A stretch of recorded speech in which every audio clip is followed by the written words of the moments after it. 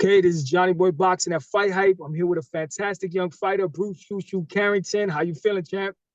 Man, I'm good, man. Got the new date locked in, July 26th. We made it public just yesterday, and yeah, man, we locked and loaded, ready to go. WBC interim title. We taking the necessary steps in order to get our title shot, man. Definitely. Now you be fighting Matthias Hayter, 14-0, 9 KOs, a dangerous fighter.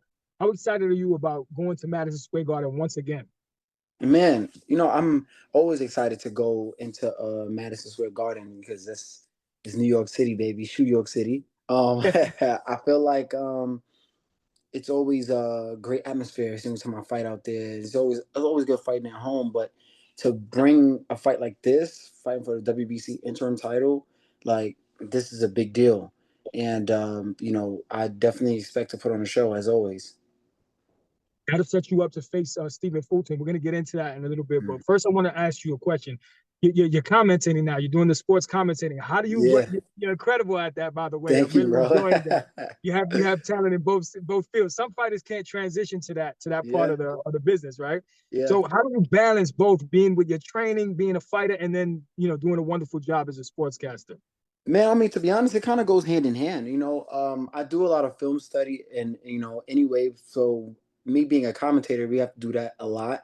It's with everybody that we have to cover on the fight cards that we have. But on top of that, that makes me like level up my film studying game because before I used to just like watch a video and watch the like around the tomb, like, oh, I got him, like I know what to do. But now it's like more intricate. Like I break down the strengths and weaknesses of the opponent.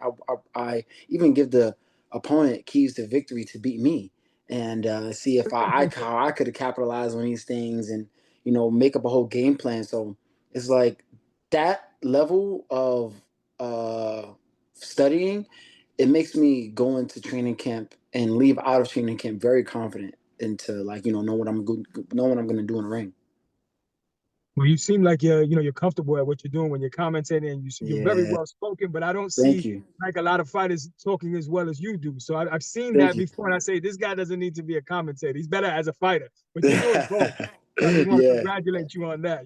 Thank you, man. I appreciate it. I definitely see that, there's not a lot of guys that, that's in the game that takes that route as a commentator.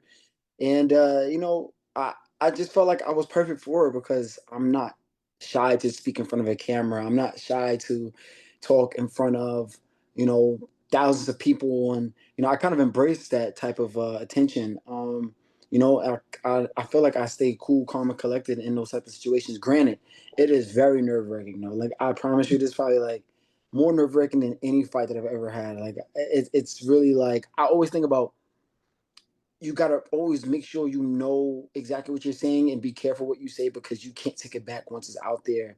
You know what I mean? Because if once it's out there, bro, it's you can't do nothing about it, bro. So it's like, okay, I really have to make sure that everything is perfect or dang near perfect every single time I go out and commentate. I'm sure if you say something wrong, you get a phone call from one of the fighters, or you'll see them at one of the fights, and they'll For let you know, listen, sure. why you say this, right? I mean, to be honest, I could care less. I'm gonna always keep it honest. I'm gonna give them their flowers when it's due.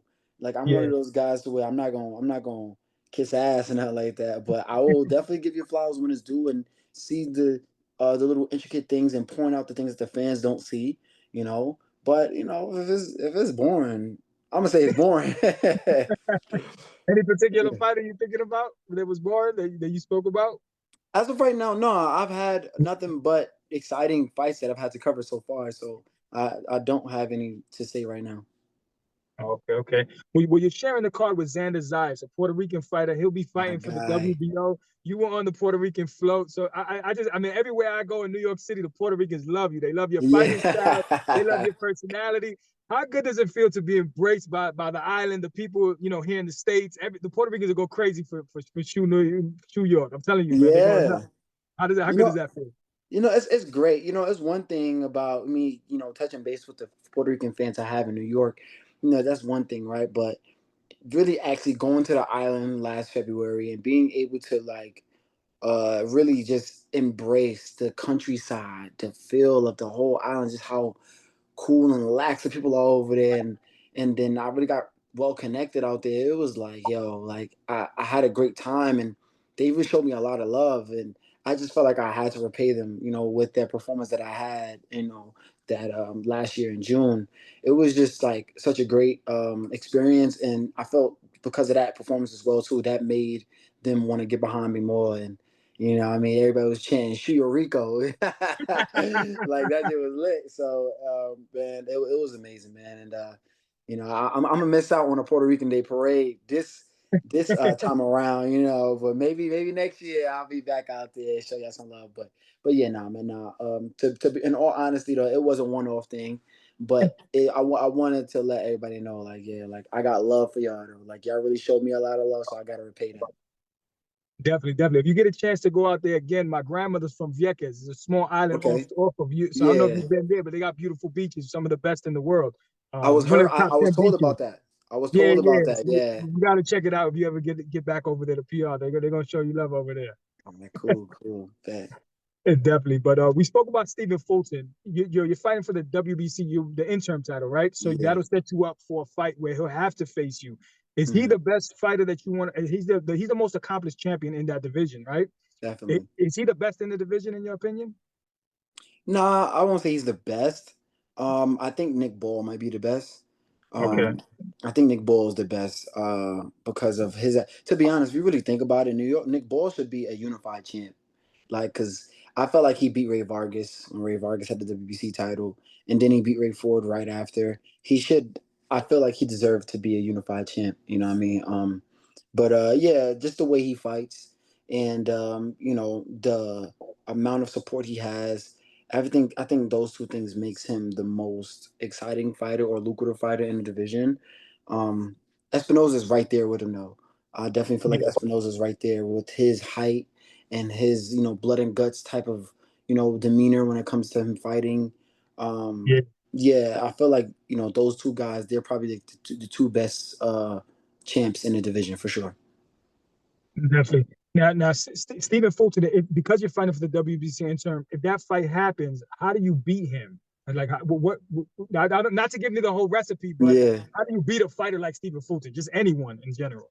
I mean, well, we've already, been given some examples of it, with the Inoue fight. Yes, yes, It's definitely like you gotta take that respect. You gotta you gotta gain his respect, and you gotta just, you know, run with that and make sure, he don't get into a groove because he is dangerous once he gets into a rhythm. I will say that he boxes really well once he gets into a rhythm. You got to make sure you keep him discouraged throughout the whole fight. Um, and then also, like, I know I have a good enough punch to be able to put him down. Guys like Inoue put him down. Carlos Castro put him down, and so it's like, yeah, I'm more than like confident that I'll be able to be one of those guys that could do the same, and then also follow up and finish the job as well too. So yeah, man, those are a few of the things, just to be vague on how I know I could be able to beat him. definitely. Well, sometimes I like to play matchmaker. So, what would be your final message to Stephen Fulton? I know you called him out at the last fight. Yeah. Any message to him now? I mean, to be honest, I ain't really got no message to him right now because I'm hearing a lot of him being moving up to 130 to fight Oshaki Foster. Okay. I think they're gonna fight each other on a Tank Lamont rematch, and so if being on fight for the WBC interim, if he's not gonna be the champion at that division, we got to see what happens after that. I don't know, man. I always wanted the big fights. You know what I'm saying? Yeah. None of these champions want to fight me, bro. Like none of them. We just Uh, recently talked to George Warren. My team talked to George Warren and to get that uh Nick Ball fight.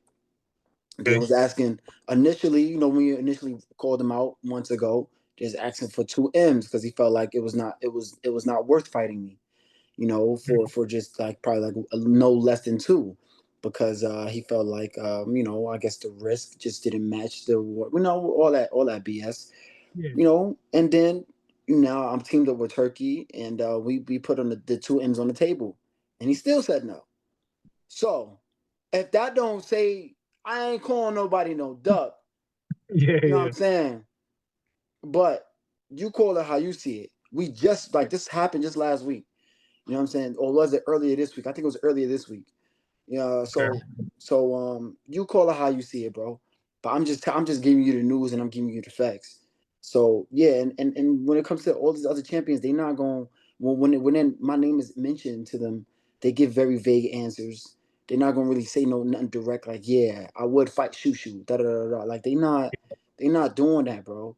They keep trying to say Espinoza the boogeyman of the division. I've been calling him out since last year. I've been in the crowd saying I'm gonna chop that tree down, da da da. Yeah, But I stopped saying his name after a while because he started to say he didn't want to fight me back then. So I was like, all right, it's no point. But then people trying to like play me and say I don't call him out. I'm like, all right, now I'm gonna put the attention back on him again. And I'm sure he didn't want that. I'm sure exactly. y'all got me to have the attention on him. Now y'all don't want now, and I'm sure he didn't want that. But it is what it is. You know what I'm saying? I feel like right now I'm one of the most avoided guys in the 126 division, and uh,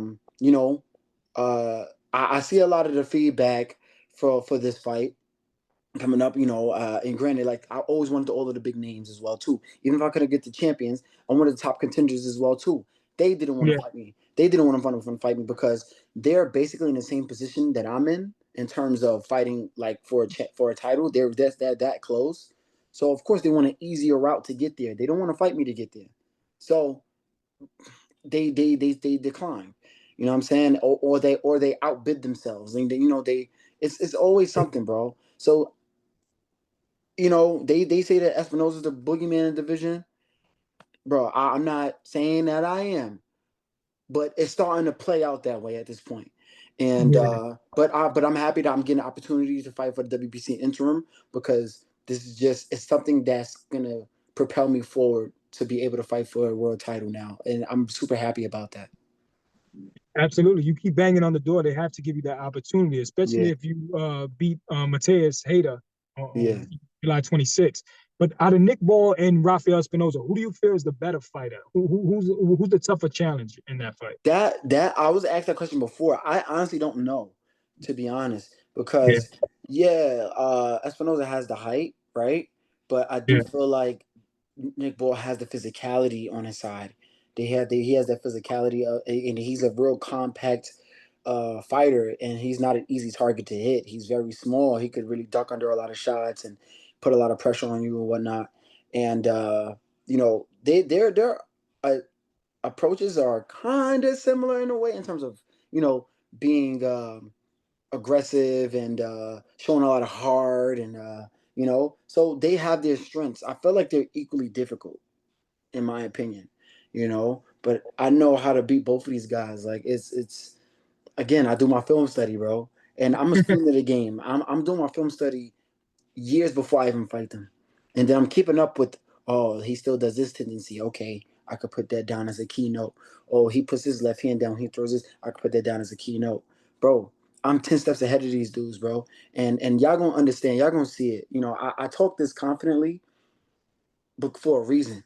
Like this is not something that I'm just yapping about. Like I really am very confident in my game and my work ethic because I just feel like it's mathematics. It's one plus one plus two, or one plus one equals two. And at this point, it's like I know for a fact I'm gonna become one of the best featherweight champions you guys are ever gonna, see. definitely. Well, when Nick Ball and Rafael Espinoza, I'm pretty sure they'll see this. What would be your final message to them? Fight. Man, let's make the fights happen. Give the fans what they want. You guys call yourselves champions. And you guys want to always like, use a cop out of he didn't fight that guy, didn't fight this guy. Okay, if I didn't fight that guy or this guy, I must be a scrub, right? And I'm ranked number one. Like you still would get credit for beating a number one ranked guy in your division. Come fight me, bro. Come fight me. Like and when these guys ask you about questions about me, be direct so I can respond in a certain way as well too. Let's get this joint going because I'm tired of waiting. Um, and to be honest, if I'm being frank, the longer y'all wait, the worse it's gonna be for y'all. So yeah, I mean, y'all keep trying to let it marinate, bro. Let's get it going. Yeah, you just keep getting better and better. It's gonna be worse for them. 100%. Exactly, exactly. Now, switching gears real quickly, you spoke about Turkey. You're working with Turkey. Turkey Yeah, invited you to New York.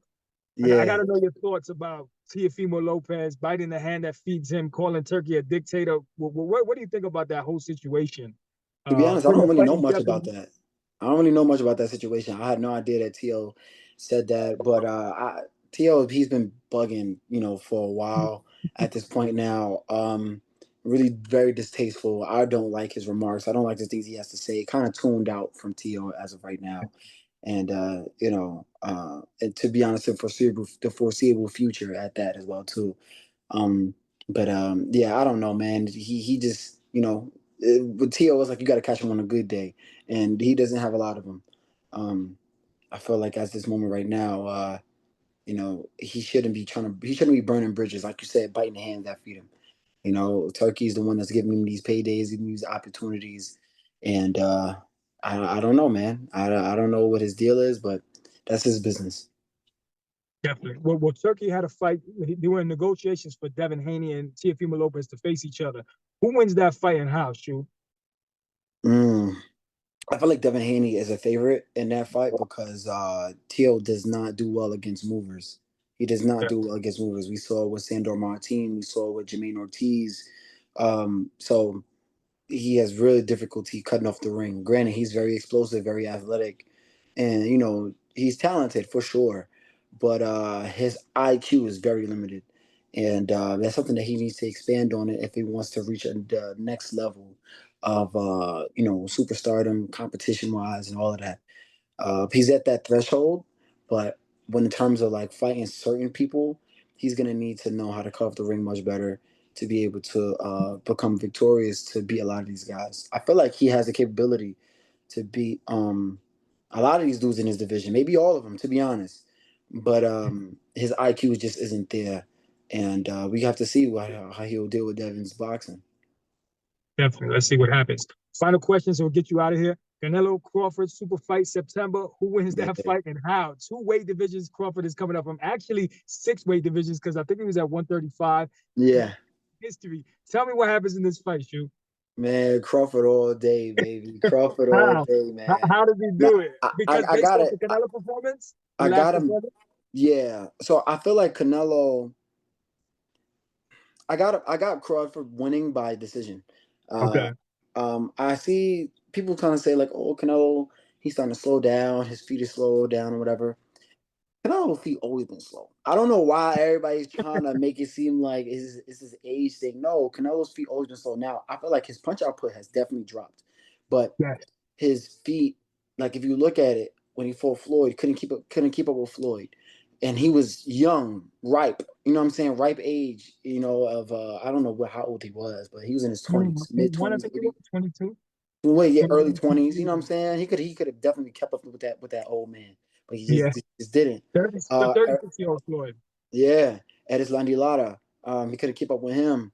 Um, Even in the first part of Caleb Plant, like that first half of that fight, man, like it's just if Caleb was able to continue to be, keep up with that approach, I felt like he would have, been doing well for himself. But Definitely. yeah, man. And then Williams Gold, this last fight. If Williams Gold was to mix up that versatile lateral movement with some offense, he would have won that fight easy, easy. But I he thought he had couldn't. great footwork. Yeah. Yeah, he was respecting Canelo way too much, bro. It was like, Definitely. dang, what you gonna do with that defense? Great footwork, that's Yes. great, but that's not gonna win you the fight. You know what I So, mean? So it's just. But I feel like Crawford was in the crowd licking his chops, like, okay, like yeah, you really got a problem with footwork. Oh, Bivol, another one too. yes. Bivol has some good footwork, in and out movement. So yeah, I feel like Bud has the game plan. And if you notice, whenever Bud like those big time fights, bro, he has his best performances. Those in between fights, like you could talk about the what's that fight he had when he got hurt? Not Gamboa, When Mean Machine dropped him. the Mean Machine. When the Mean Machine hit him and dropped, like those Um, in between fights, yeah, he yeah. might have some little lackluster whatevers, but those big fights, he always shows up. He always Yeah. performs, especially with that Spence fight. So I don't doubt that he'll, you know, show up again in his next one. Definitely, man. Well, Bruce, we appreciate your time. I'll see you July 26th in Madison Yes, Square sir. Garden. I'll be Yes, rooting sir. for you. Best of luck. Thank you for your Appreciate you, time. man. All right. Much love, We'll, man. we'll talk more off camera. All right. It's Johnny Boy Boxing at Fight Hype. For sure.